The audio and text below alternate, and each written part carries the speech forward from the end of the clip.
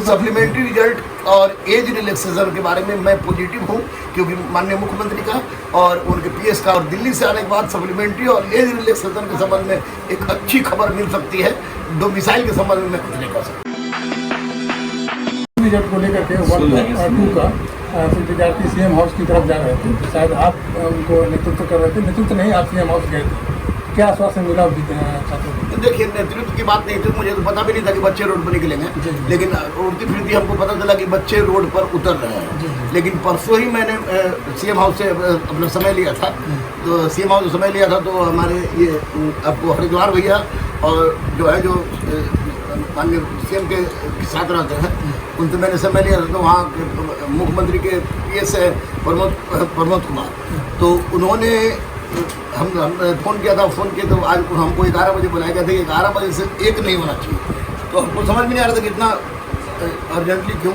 तो 11 बजे मैं और एक और बच्चा अनुराग जो शिक्षकों का करता है, तो हम लोग गए वहाँ पर। तो पता चला कि माननीय मुख्यमंत्री दिल्ली निकलने वाले हैं। तो माननीय मुख्यमंत्री ने हम लोग बुलाए और ये प्रमोद कुमार को बोले कि इन लोगों का जो भी पॉइंट है उसको पॉइंट वार क्रमवार आप लोग लिखिए।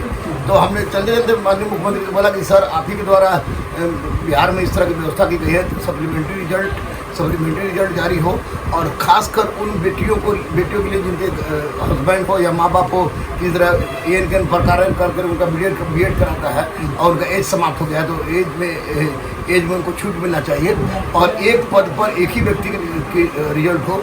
और साथ ही साथ डोमिसाइल नीति की हम लोग बात की 12 कार्यक्रम 12 को ही था, लेकिन सप्लीमेंट्री रिजल्ट डोमिसाइल और एज रिलैक्सेशन और एक व्यक्ति एक पद वाली बात मुख्य रूप से हम लोग सामने रखे।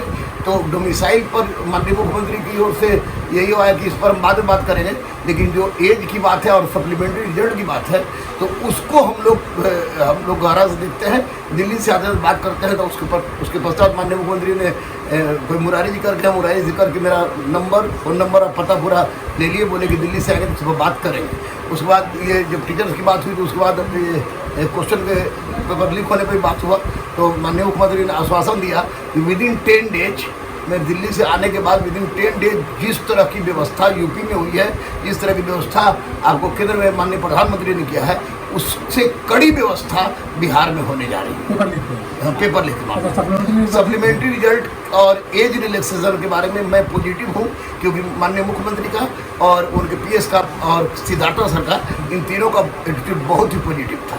लेकिन ये डोमिसाइल नीति के बारे में हम कुछ नहीं कर सकते। लेकिन सप्लीमेंट्री रिजल्ट और एज वाले में वो लोग पूरी तरह से उम्मीद रख सकते हैं कि हाँ बिल्कुल। और उसके बाद माननीय मुख्यमंत्री आएंगे तो आने के बाद फिर हम मिलने जाएंगे। 1 और 2 दोनों की बात हुई, 1, 2 दोनों की बात हुई और 3rd में जो गुंडागर्दी उसकी बात हुई। और ये भी बात उठा कि मैंने कहा कि सर जब क्लास 2 में इतने लोग पकड़े जा रहे हैं तो सीट खाली हो रहा है, तो जब सीट खाली हो रहा है तो उसको सीट को खाली करके दूसरे में जोड़ने से अच्छा है कि इसी में जो बच्चे हैं उनको भरा जाए। तो बोले हाँ बिल्कुल है, ये नियम भी है, ये उन्होंने कहा।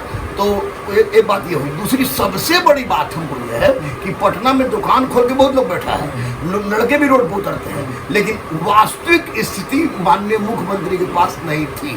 आज खुशी हमको इस बात का है कि मैंने बच्चों का शिक्षकों की तमाम समस्याओं को बारीवार 12 पॉइंट के रूप में उनके सामने रख दिया है। और दिल्ली से आने के बाद सप्लीमेंट्री और एज रिलैक्सेशन के संबंध में एक अच्छी खबर मिल सकती है। डोमिसाइल के संबंध में मैं कुछ नहीं कर सकता। मैंने बीपीएससी 3.2 का डेट अनाउंस की बात हुई तो मैंने कहा कि एज रिलैक्सेशन कुछ दे दीजिए ताकि बच्चों को ये हो। तो उन्होंने स्पष्ट रूप से कहा कि चूंकि रिजर्वेशन का मुद्दा था, रिजर्वेशन का मुद्दा में 65% था, रिजर्वेशन किया गया था, जिसको हाईकोर्ट ने रोक लगा दिया है। तो बोले कि हो सकता है कि इसमें लेट हो, लेकिन हम क्रियाशील हैं और किसी भी परिस्थिति में बच्चों के साथ गलत नहीं होगी।